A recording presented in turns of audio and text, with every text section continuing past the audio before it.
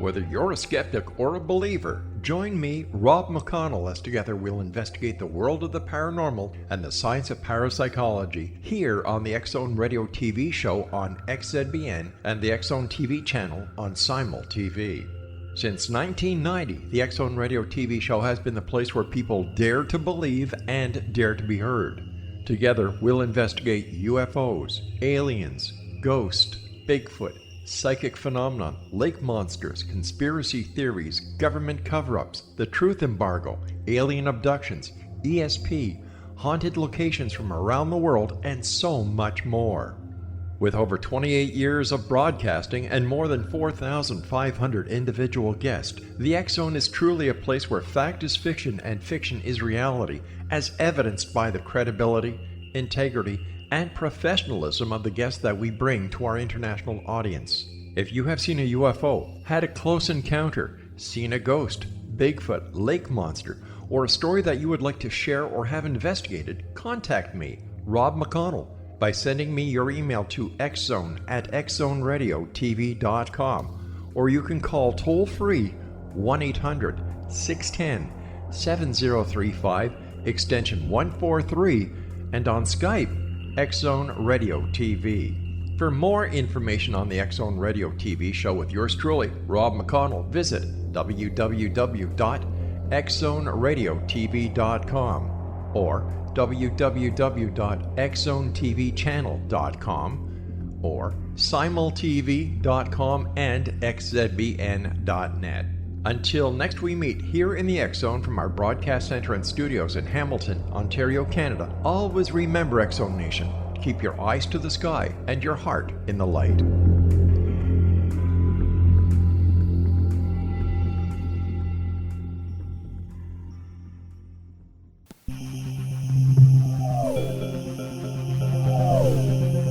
This is A Different Perspective with Kevin Randle. Kevin is a retired United States Army Lieutenant Colonel who has studied UFOs for more than 50 years. His military training has provided him with unique insight into military operations and UFO research.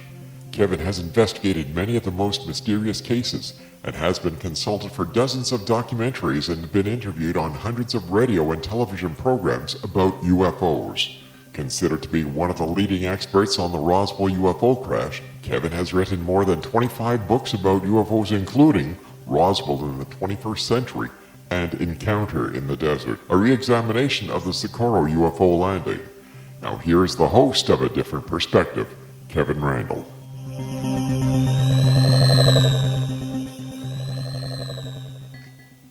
And welcome to this edition of A Different Perspective. I'm Kevin Randle. I usually start with a bit of a rant. I don't know why I started that, but I have started it.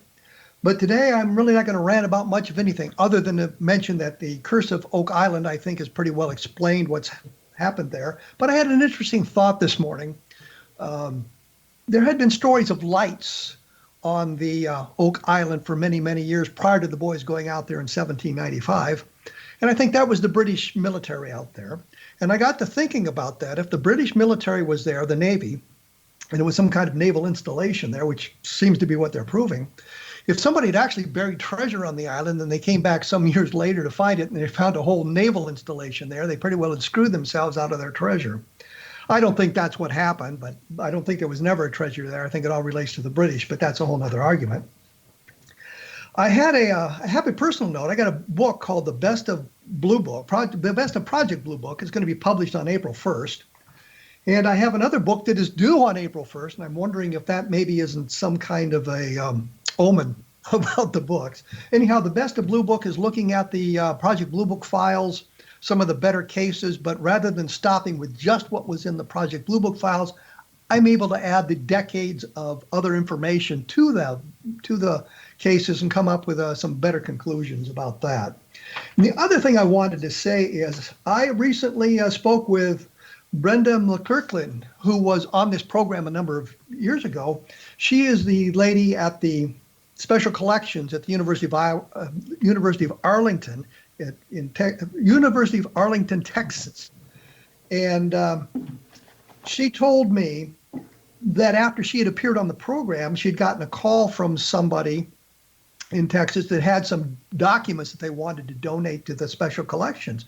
And she thanked me for opening up that avenue of communication, I guess, with this person. And I thought that was kind of neat that we actually did something good for the University of Texas at Arlington about that.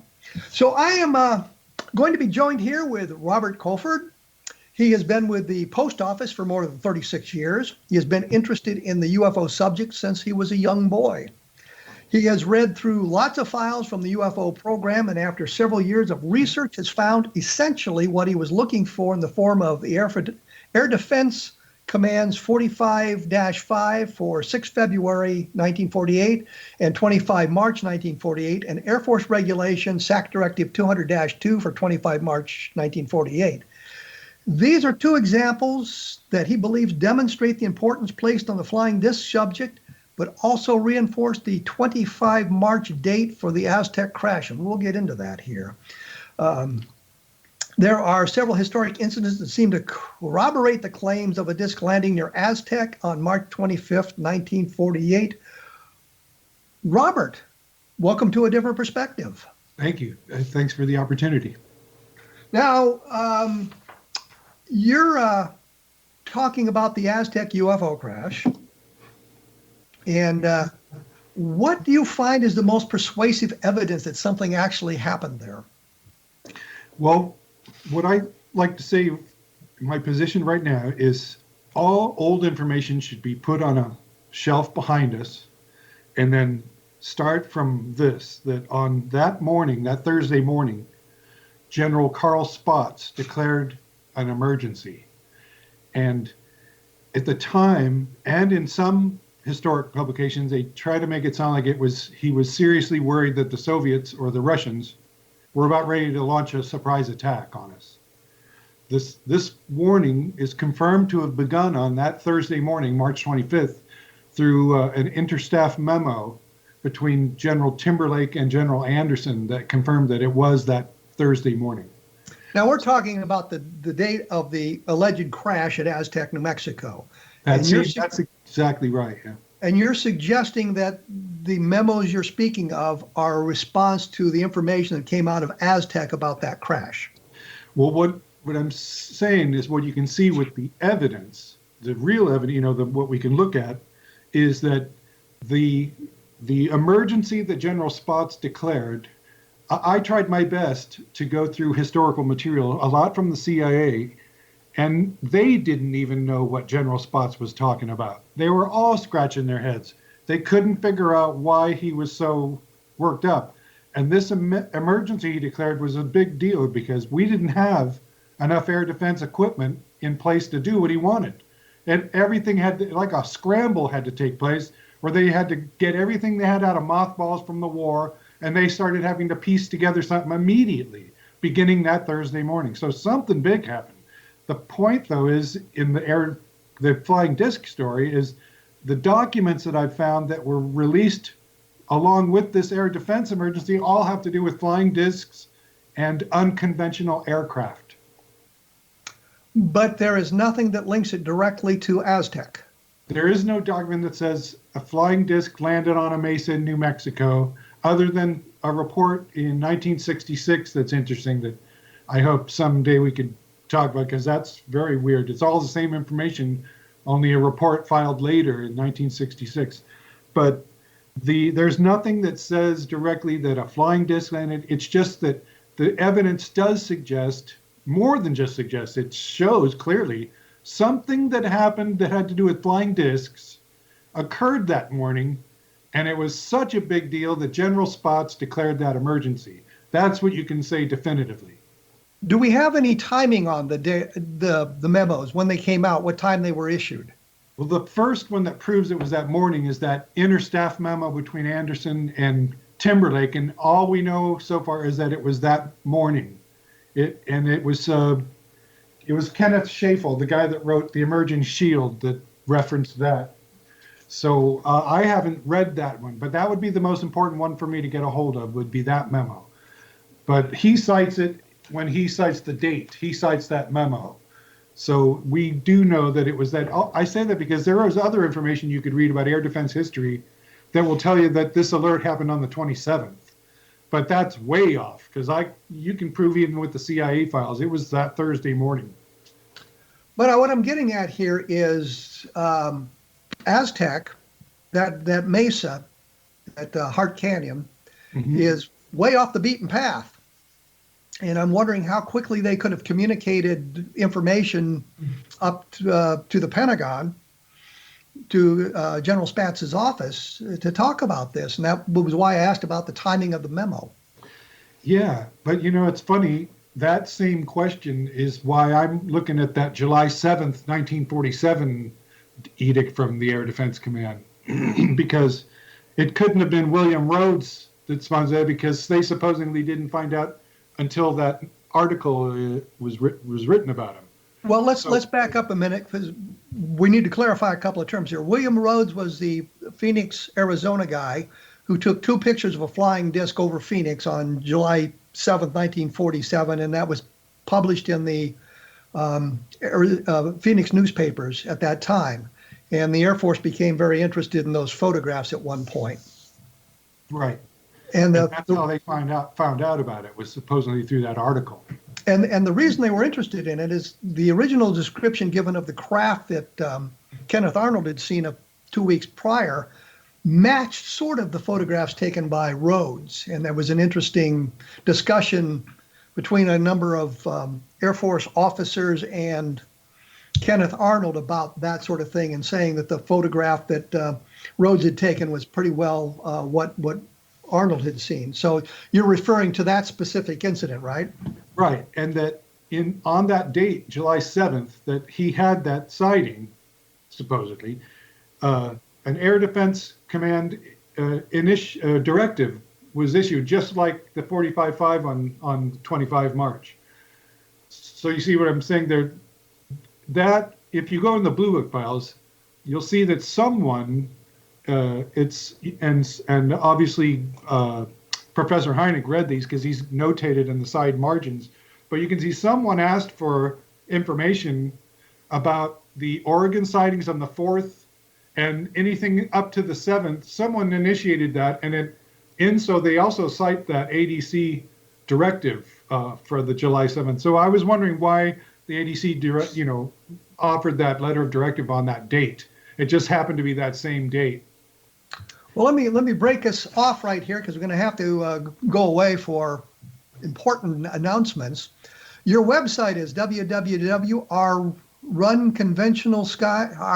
our unconventional skies. It's all one word. Our unconventionalskies.com. I find you only can access it through Google Prime. I couldn't get through it, or Google, the updated Google version. I couldn't get it on the normal Google.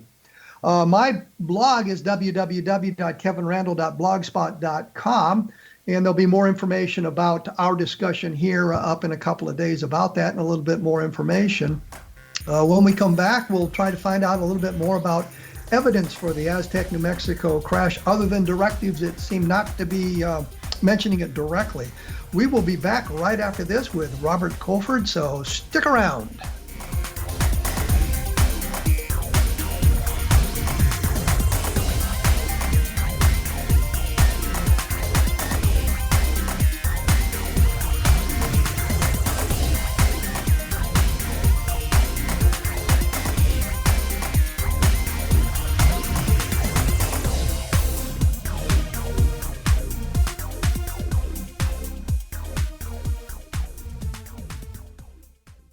Patty Conklin grew up in Brooktondale, New York, with a unique ability. Unlike others, she could see how the vibration of words and emotions affected the physical body. She discovered how to release stored emotion and facilitate healing. This began today's Conklin method of cellular cleansing. The private practice grew with tremendous results, as did her reputation. More and more people sought her out, bringing her into the home for healing. She soon realized she could even teach this to others, and they could shift perception and thus prevent illness from occurring. Patty Conklin quickly became a frequent keynote speaker, and she developed a curriculum for teaching the Conklin method of cellular cleansing. For more information, visit pattyconklin.com. PATTICONKLIN, pattyconklin.com, or call 404-474-0086. That's 404-474-0086.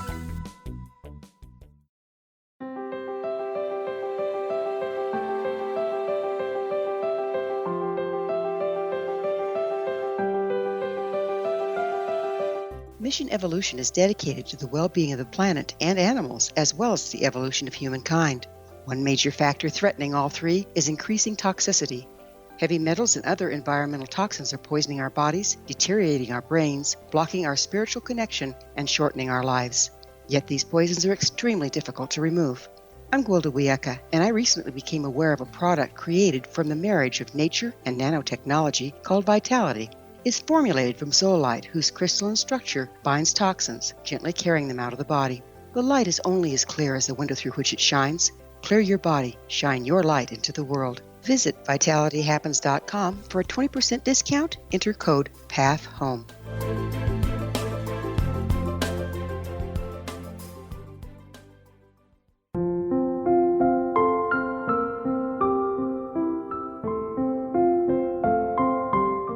I am Dr. Carl O'Helvey, founder, president of a new cancer foundation focusing on evidence-based physical, mental, and spiritual interventions, including natural cancer cures, prayer, meditation, affirmations, nutrition, and other related holistic cancer prevention and cure modalities.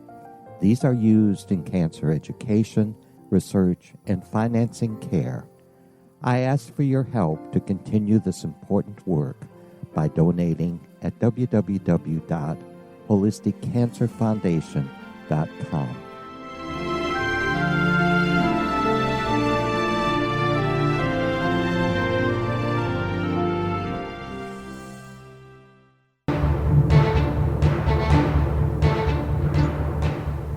am joined here by Robert Koford. His website is www.ourunconventionalskies.com, all one word. And you try to read that thing to get in, your mind breaks out the other words that are buried in there. So it's www.ourunconventionalskies.com. I'll keep butchering that, I'm sure, all day because that's the way the things are. When we went away, we were kind of talking about the Aztec crash, and Robert was telling us that there's some documents that relate to some kind of an activity called by General Spatz, who was I think at the time he was one of the, he was obviously one of the generals at in the Army Air Forces, or the Army, or the Air Force, I should say. By that time was the Air Force. But what bothers me here is we do not have any documentation that specifically mentions the events in New Mexico on March 25th, 1948. Is that correct there, Robert? Yeah, none of the ones I'm saying, nor am I trying to imply that. I'm simply notating what's the obvious is why I bring up the witnesses, why I wish to talk about them. Not because I'm pro them or against them, only that they exist and a few of them are sure about the date. So that intrigues me. But so the Aztec crash is this idea that something had crashed in Hart Canyon near Aztec, New Mexico, which is 200 miles away from Roswell. And it was recovered by the United States military. There were a number of people who are alleged to have been there to see the thing.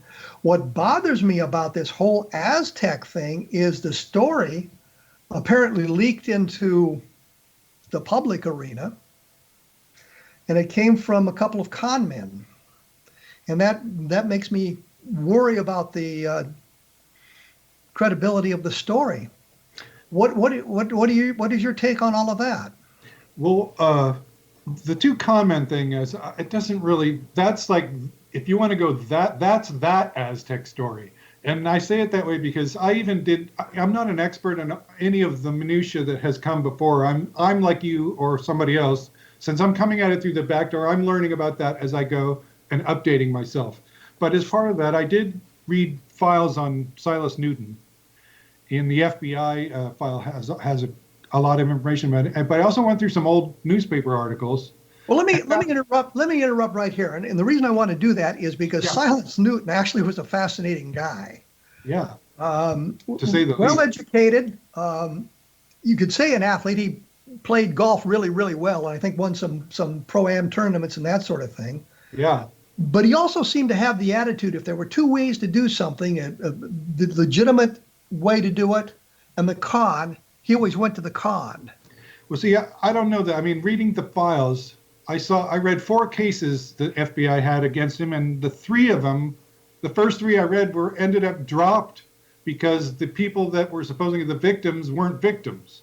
So that showed me that they were thinking obviously something about him, like maybe he was a notorious mobster or something, because that's kind of what it seems like they're trying to go after him, but I'm not really sure why some of the times, because you start the case and you're thinking, oh, this guy's a done deal, and then you get through that case and they have to throw it out because they didn't have any evidence against him, and that happened in the first 2 cases I read.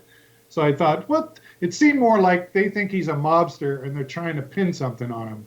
So maybe he was. I don't know. I don't know enough about him. He does kind of fit a profile that could be that, and that would explain the FBI's unending trying to get at him. Well, I don't think of him as a mobster. I think of him as a con man. And a mobster you think is connected to organized crime, and a con man could be out there just having a good time making money by conning people. And he did get convicted for running a con on a number of people in Colorado. Right, except I mean, that's true, but a con, he didn't get anything out of that con, which is odd, because that's what a con is about. You con somebody and you get something out of it. He didn't get anything but heartache out of it for the whole time. That's weird. But as far as the case goes, it also is true that Scully, Newton, and I think one other person, Jordan, they countersued and won. Right after. Wait. Let's identify the players here. Frank Scully is the guy who wrote Behind the Flying Saucers, which details the crash at Aztec. Silas Newton, obviously, is the con man we're talking about. And the other guy is Leo Gebauer, who was a TV repairman, I believe, from Phoenix, Arizona. Now, remember, there are conflicting information about Gebauer because they had the wrong guy the first time. So they had all this information built up, and it was a different guy completely. And I think a lot of that is bleeding back and forth into this story. Like I told you, I'm still actively looking into some of the things you're bringing up right now. So I'm catching up, and I'm getting there. But I will say that the descriptor that you see, traveling con man, it definitely does not fit. I'm not exactly sure what does fit, but they certainly weren't 2 low-level 2-bit con guys. And for there being a big con here, they certainly didn't get anything out of it, nor did they seem to think that part through. So there's some stuff there that still needs to be weeded out for me anyway, before I make some kind of decision on how I feel about it. Well, before I let that go, let me just say this. It seemed to me that they created the idea of the crash saucer so that they could convince investors in the piece of equipment they had that would allow them to detect oil deposits far below ground. And it was the alien technology that was supposedly giving them that ability. And that would have been part of the con. The fact that it didn't pan out is not an excuse to disbelieve the story. I think that when you take a look at all of this stuff, and it was J.P. Kane from the San Francisco Chronicle who pretty well blew the story out of the water back in 1952 after the book Behind the Flying Saucers came out. So I've looked at this. I've heard Kane's speech about this whole thing a couple of times. It's out there on the internet, I believe. So that I'm quite dubious of this crash, especially because there's no newspaper articles that relate to it. And a number of people who lived in Aztec in 1948 said it never happened. Yeah, I've heard that. That's like people like your friend. I get that a lot of that information comes from your friend Monty. I take it about the people not talking about it. Not just him, but Carl Lorenzen. When this whole thing blew up again in the mid 1970s, when Robert Carr came out with his article that said the Aztec UFO crash was real, and then a fellow named Mike McClellan did an article for UFO Universe, I believe it was, that said, the Aztec crash is a hoax. But Cora Lorenzen had looked into it, and she had talked to the guy who was sheriff in 1948, who said it didn't happen, and talked to a number of other people who said it didn't happen. So it's not just Monty Shriver's whose information we're looking at. It's a number of other people who've investigated the case several times over the years, and they were never to get to the point where they can say, yeah, this event took place. Yeah, and I know that too, and I'm including all of that as I'm looking into this. I'm looking into all of that too, and I'm trying to get as caught up as I can. But I guess that's my biggest point, is that all of that stuff exists, and it all has to be taken into account. But at this point, for me, and the way I'm coming into it, I cannot deny that something huge happened that morning, and that is pretty much a verifiable thing. And it's more than just coincidence that these directives that were issued were all having to do with flying discs and unconventional aircraft. And at that same time, the General Staff Intelligence Group got involved, and the same morning. And it had to do with unidentified object and unconventional aircraft and reporting it to them. And so there's definitely an anchor, you could, in quotes, of a flying disc event that does seem to match that date, March 25th, 1948.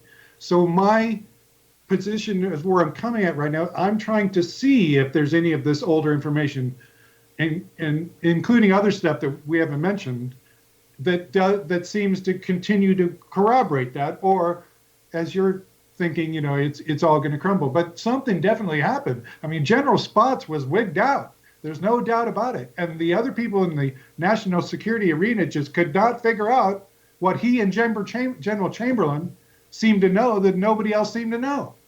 But do we have any firsthand witnesses to the event in Aztec? People who were there and said, yes, I saw this, other than Newton and Gebauer, who were talking about how the whole thing transpired. Yeah, well, see, that's my point, because there's I phoned Scott Ramsey a couple times and asked him his opinion on if the witnesses he's talked to, which ones did he say stood out the most for him, that was most credible. And he mentioned this guy named Ken Farley. So I'll just use him just as an example. Yes, he's, if you just look at this alone, you can shoot holes in all kinds of places with eyewitness testimony.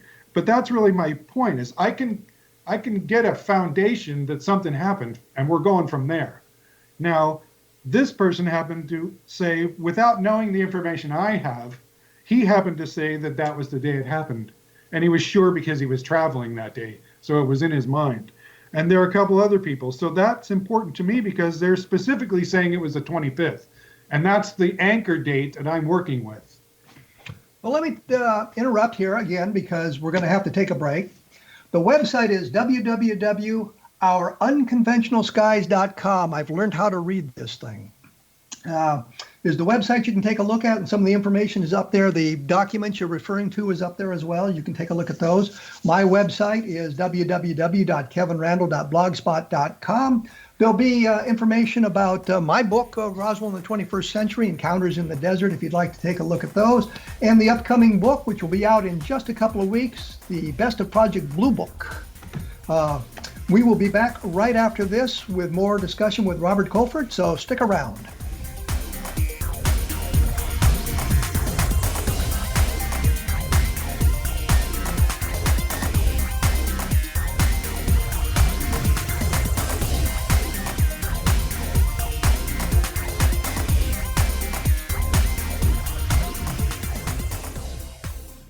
Audience. If you have seen a UFO, had a close encounter, seen a ghost, Bigfoot, lake monster, or a story that you would like to share or have investigated, contact me, Rob McConnell, by sending me your email to xzone@xzoneradiotv.com, or you can call toll-free 1-800-610-7035, extension 143, and on Skype, X-Zone Radio TV. For more information on the X-Zone Radio TV show with yours truly, Rob McConnell, visit www.xzoneradiotv.com or www.xzonetvchannel.com or simultv.com and xzbn.net. Until next we meet here in the X Zone from our broadcast center and studios in Hamilton, Ontario, Canada, always remember, X Zone Nation, keep your eyes to the sky and your heart in the light.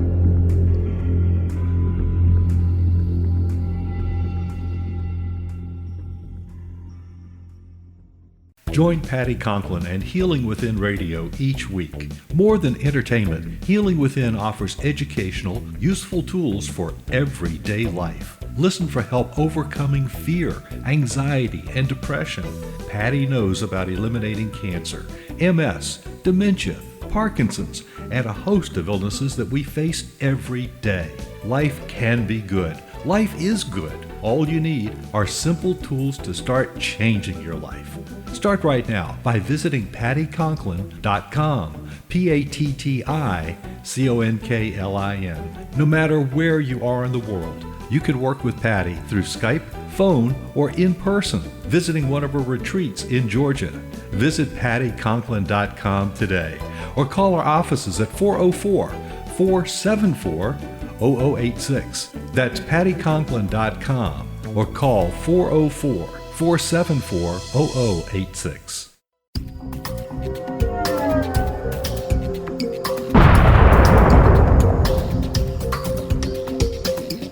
Coming soon to the X Zone Broadcast Network is A Different Perspective with me, Kevin Randle, as your host. We'll be taking a close look at what is happening in the world of UFOs today with side trips into the paranormal. Guests will range from those who are household names to those who have a different perspective on a variety of topics. No topic will be taboo, but there will be tough questions asked as we all search for the truth about UFOs, the paranormal, and those things that excite us. Sometimes we'll agree with a guest and sometimes we won't, but we'll try to keep the program topical. For those of you who would like to read, be sure to visit www.kevinrandle.blogspot.com and remember to listen to the other fine programs on the X Zone Broadcast Network at www.xzbn.net.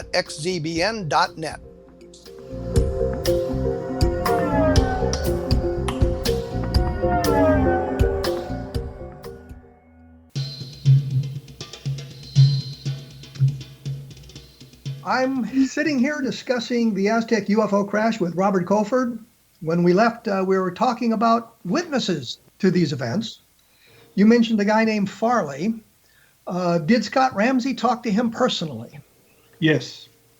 He, in fact, he was trying to get a hold of Bill Steinman, I guess, and Bill had already published his book by the time this guy came on the scene. So he was, and essentially they transferred him to Scott, who was coming in to the investigation, and he took it from there, and he was able to do some interviews with him.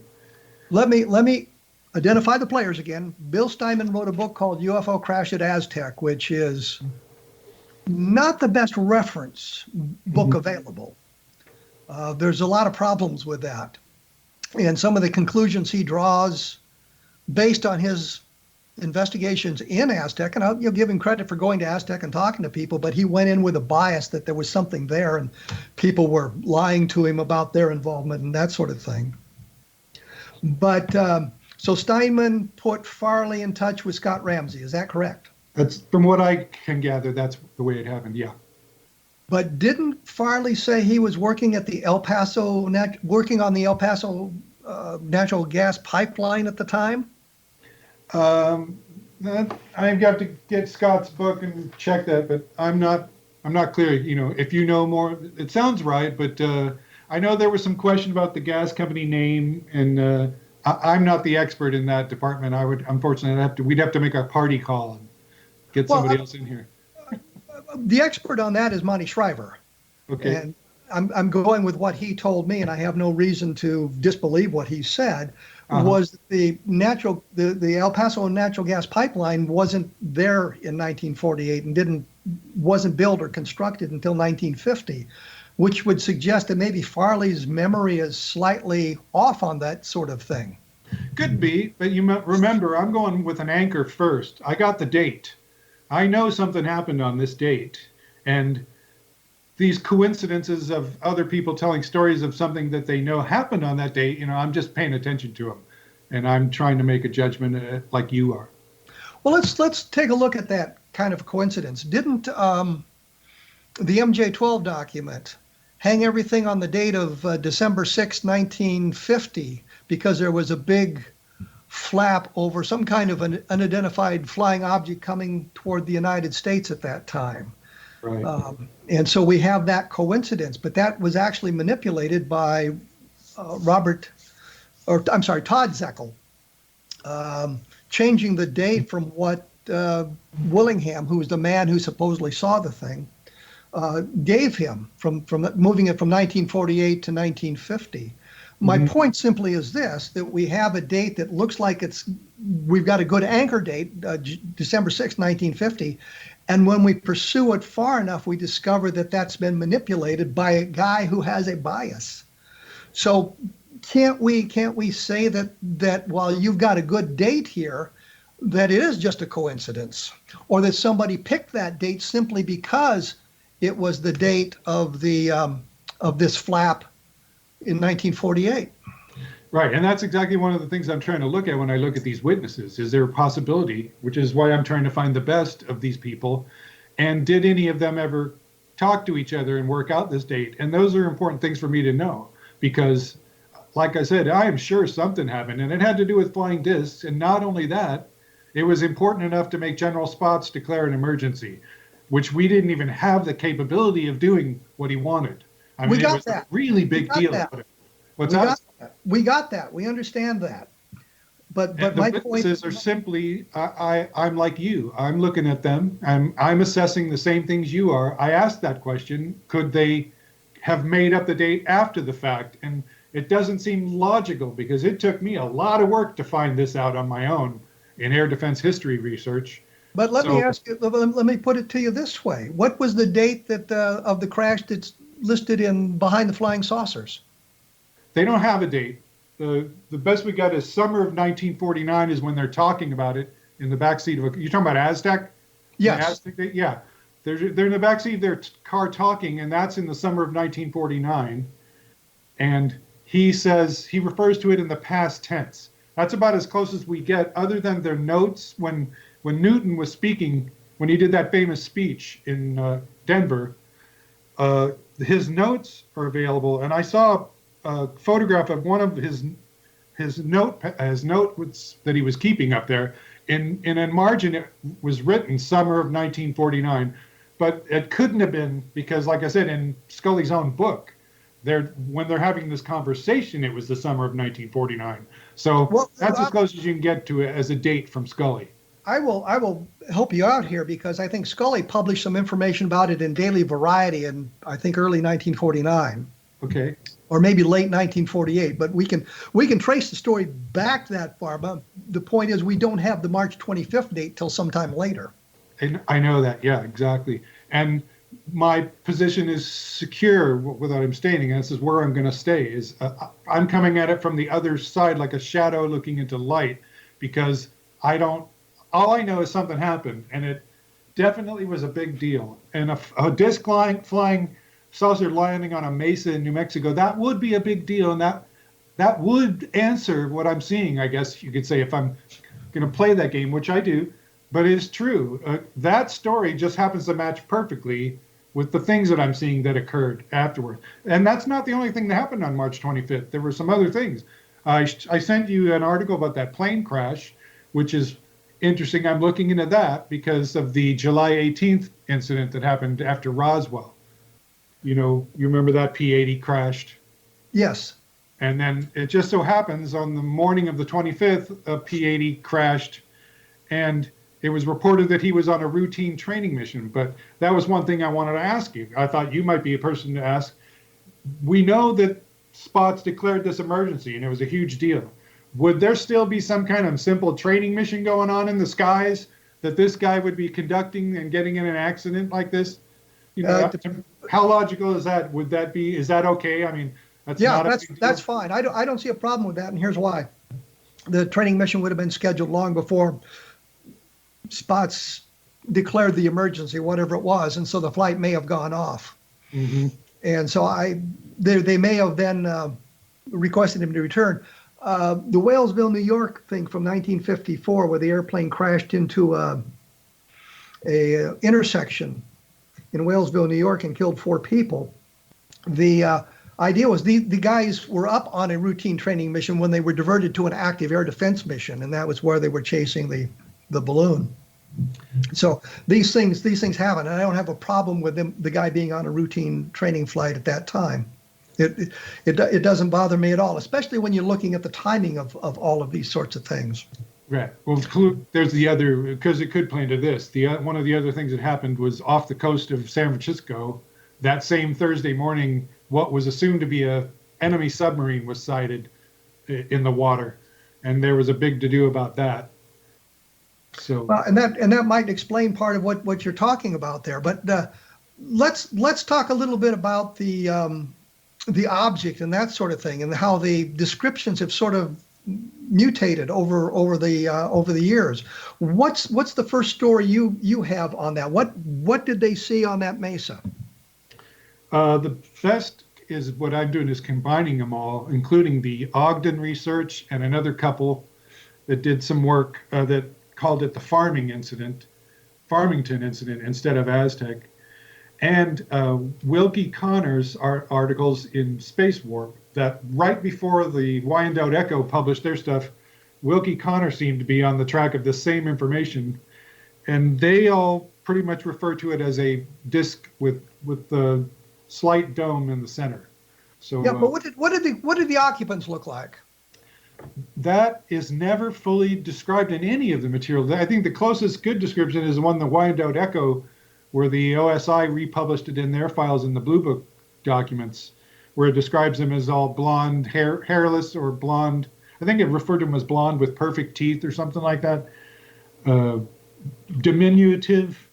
I think those are the clearest ones that cross over each other. The rest are all standalones on their own. Doesn't Scully describe them, or through Newton describe them as perfectly formed humans, although they're small of stature, wearing clothing from the 1890s with the perfect teeth, as you mentioned? Yeah, I believe so, yes. And that they were from Venus? Yeah, but that doesn't bug me, because you look at all the talk and the writings of that time, Venus was blamed for everything in science fiction and in science, and Venus was still one of those things that we didn't really quite have all the information about, but it was tantalizing enough that somebody could have come from there. So, I mean, everything was Venus back then. Well, that's absolutely true. That's absolutely true. And they thought Venus was a tropical world, and that explained all the clouds around it. Right, exactly. It was probably the most likely place for life to have developed in the solar system, other than Earth, of course. It was either Mars or Venus, always. Mars and Venus. Absolutely. But my point simply is the descriptions were of not humanoids, but actual human creatures that just happened to be small. Mm-hmm. And it's kind of morphed from that time into something else. And that's always very worrisome when you're talking about these stories. But let me say one more time, the website is www.ourunconventionalskies.com, and there's documents up there, and you can peruse those yourself. I'll have a link to it in my blog here when I get around to writing that. I've got a book due here shortly, which is causing me all kinds of aggravations. My blog is www.kevinrandle.blogspot.com, and I have on that information about all kinds of things. I'll link to some other information about Aztec on there that I've published in the past.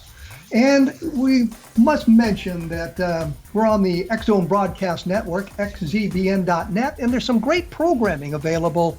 So go to the X Zone Broadcast Network website and take a look at that. We will be back right after this with Robert Koford.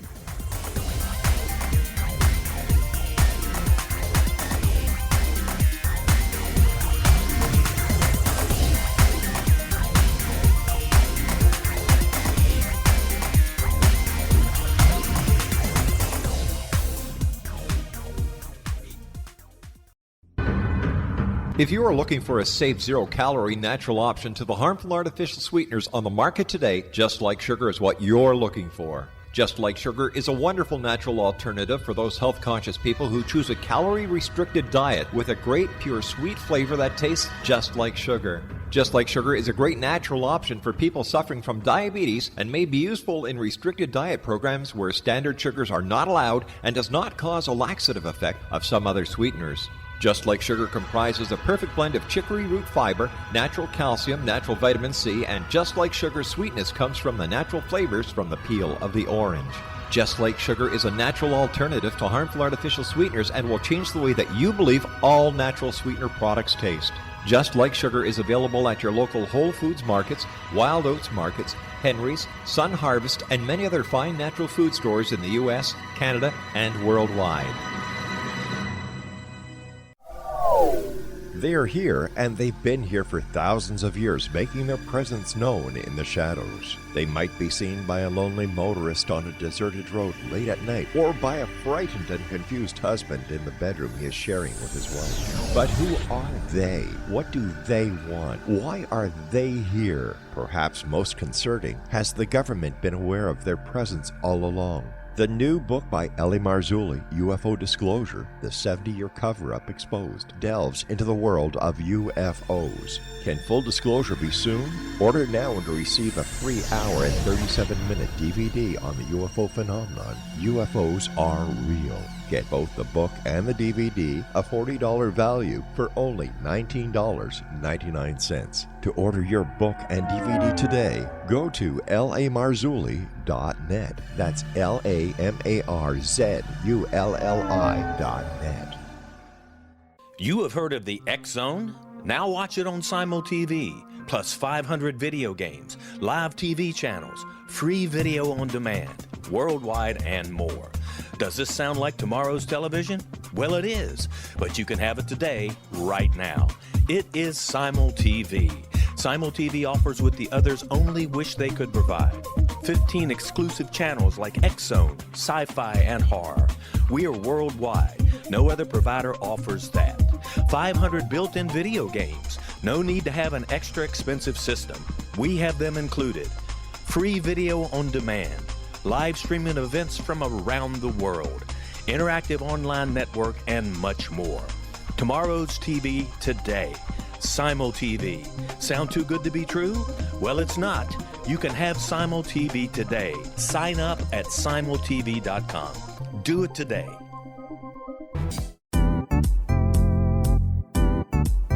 Memorable dynamic presentations are a not-so-secret weapon in the business world. Do you have a powerful message that must be shared, but you haven't found a way to deliver that message? Do you want to be known as a top public speaker who gets amazing results? Are you ready to create and deliver your powerful message? Thomas Hides can help you create and deliver your speech to get the results you desire. Visit iconquality.com. Did you expect your business to flourish, but instead it plateaued or didn't get off the ground yet? Would you like to achieve massive goals and discover new sources of income within your business? When you're ready to experience that type of success with fast results, Cindy Hendricks is the business coach for you. Her work with entrepreneurs and business owners has been life-changing. To get you and your business where you want to be, go to imaginemoresuccess.com. Has the fear of public speaking stalled your business or personal life? What would you give to develop and maintain supreme confidence? Have an invaluable private program to always perform at your best. Imagine how you would feel. You can have all that and so much more today with Thomas Hides' life-changing course called Number One Fear Unleashed. Visit numberonefear.com and be liberated from your fear of public speaking.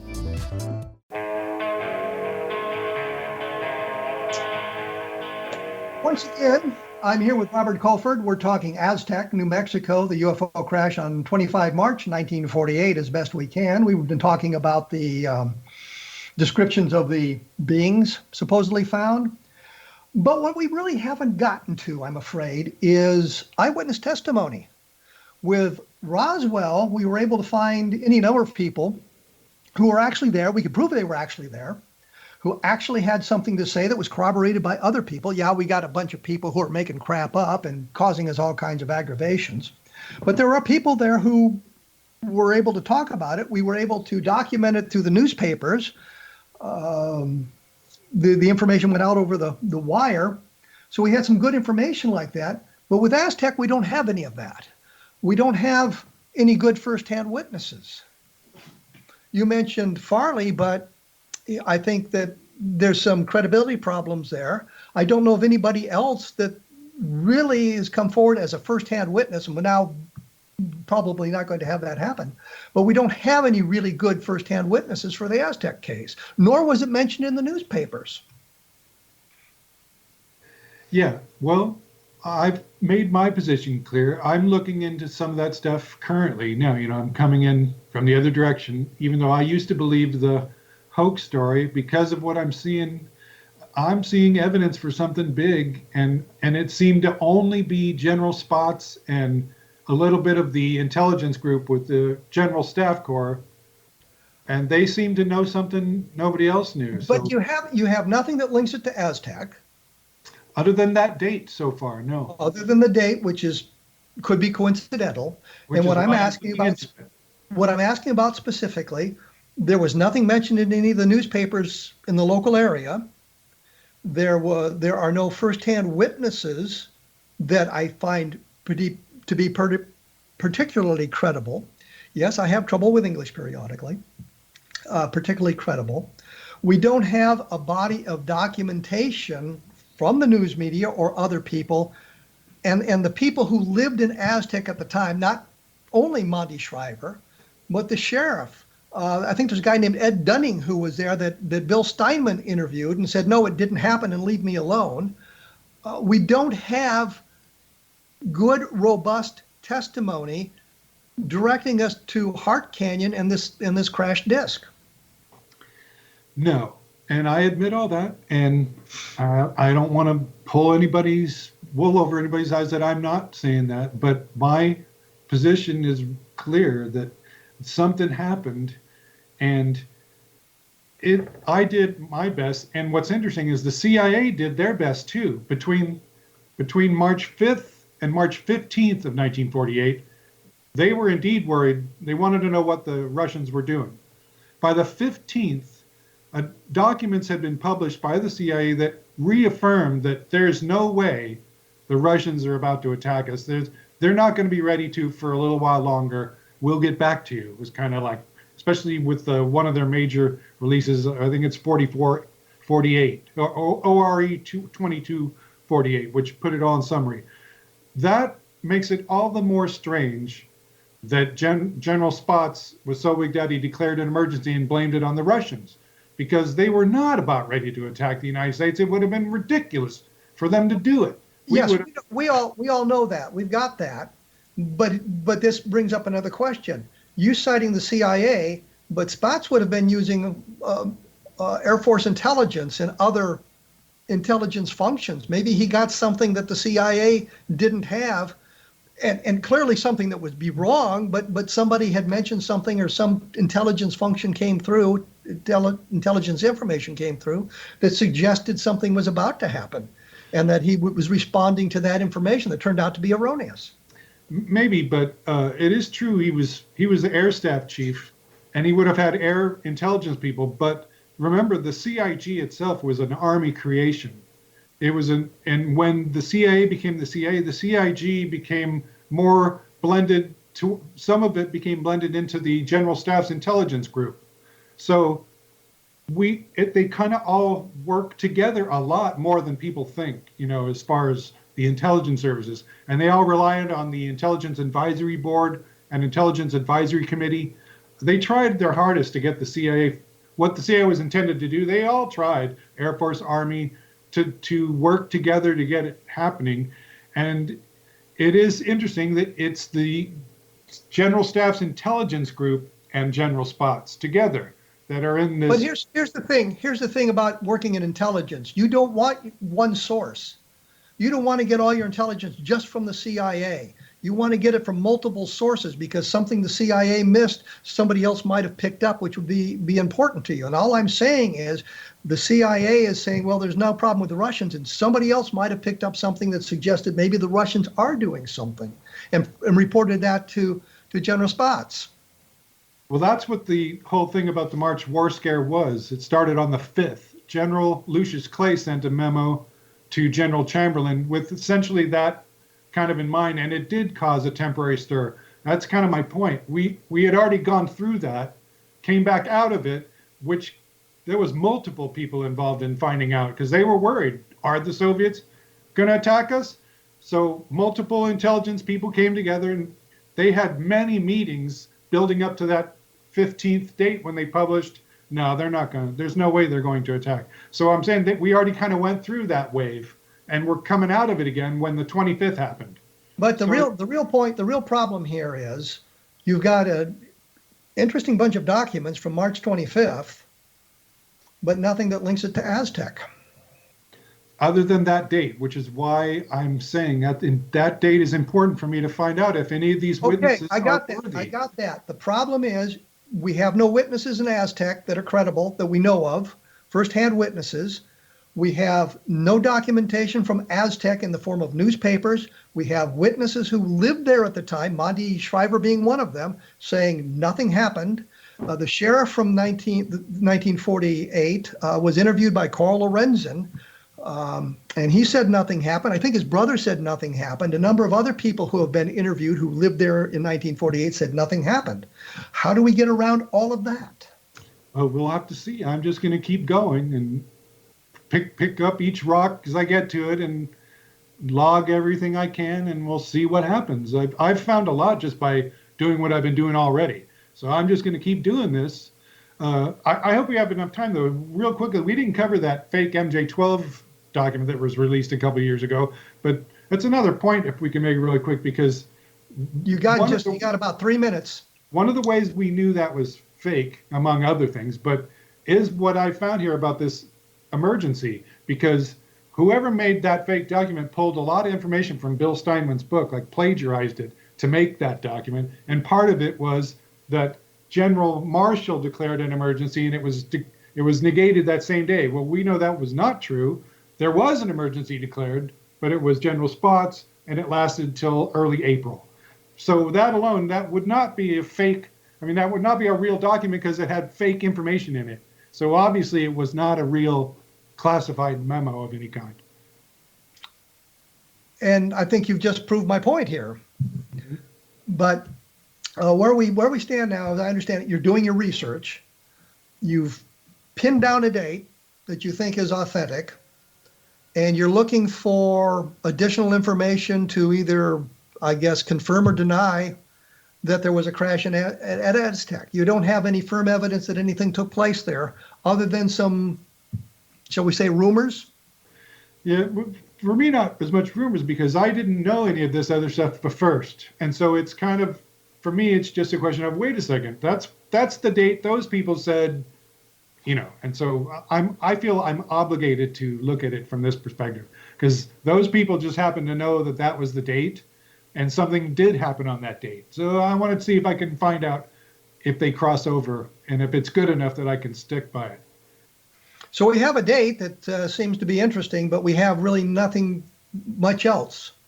No, but it's a big deal. It's a huge question mark, because the Russians were not about to attack us, I guarantee you.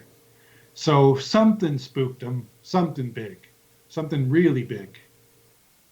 Well, I think we're just about out of time, Robert. I'd like to thank you for joining us on A Different Perspective. I appreciate the insight you've brought to us about Aztec, although I don't think we've really resolved much of anything other than there's a mystery about the date and what may have spooked the people in the Pentagon. Yeah. Well, I appreciate the time. Well, as I say, it's www.ourunconventionalskies.com. Google Chrome is the way you get through to it. The regular Google search engine didn't bring it up, but Google Chrome will. And you can take a look at the documentation and the other information that is there for those of you who are interested in pursuing this a little bit further. I would like to point out here once again, because I can, that April 1st, my book, the Best of Project Blue Book, will be available. And I've gone through a lot of the cases. I use the Project Blue Book files as a stepping off point. Here's what Project Blue Book said about a specific case. Here's what we've learned in the decades since Project Blue Book closed. And there's a lot of the cases where information was developed after Blue Book closed about some of these classic cases. Level-Land springs to mind immediately, of course, because of what I was able to learn long after Blue Book closed. And it'd be an interesting look at how the investigation transpired. I have another book that I'm working on, which is called UFOs, the Deep State, and the Air Force OSI, which is a look at some of the manipulation of that information, and it should be out later this year. Once again, my blog is www.kevinrandle.blogspot.com, and I'll have more information about what Robert and I were talking about and some links to other information I've published in the past. You have been listening to A Different Perspective on the X-Zone Broadcast Network. So keep listening at xzbn.net, and thanks for tuning in.